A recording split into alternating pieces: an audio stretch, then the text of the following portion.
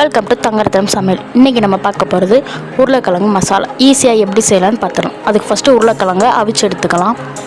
Chicken masala எடுத்துக்கலாம். ஒரு வானலில் 3 டேபிள் ஸ்பூன் அளவுக்கு நல்லெண்ணெய் ஊற்றிக்கலாம். நல்லெண்ணெய் நல்லா காஞ்சதுக்கப்புறம் வேக வச்சிருந்து உருளைக்கிழங்குலாம் சேர்த்துக்கலாம். உருளைக்கிழங்கை ஃபஸ்ட்டே அவிச்சு எடுத்துக்கிட்டிங்கன்னா இது செய்கிறதுக்கு ரொம்ப ஈஸியாக இருக்கும். வேறு எந்த பொருளும் கிடையாது, வெறும் சிக்கன் மசாலா, உப்பு மட்டும்தான். உருளைக்கிழங்கு வேக வைக்கும் போதே உப்பு போட்டு வேக வச்சுக்கோங்க.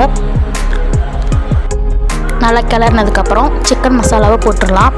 இந்த சிக்கன் மசாலாவிலேயே உப்பு இருக்கும், அதனால் எக்ஸ்ட்ரா உப்பு சேர்க்க தேவையில்லை. மசாலா எல்லாம் உருளைக்கிழங்குலேயும் சேர்கிற மாதிரி நல்லா கிளறி விட்டுறலாம். இது சாம்பார் சாதம், தயிர் சாதம், லெமன், புளியோதரை இந்த மாதிரி கிளறின சாதத்துக்கெலாம் வச்சு சாப்பிட்லாம். ரொம்ப டேஸ்ட்டாக இருக்கும். ட்ரை பண்ணி பாருங்கள். கண்டிப்பாக ட்ரை பண்ணி பார்த்துட்டு கமெண்ட்டில் சொல்லுங்கள்.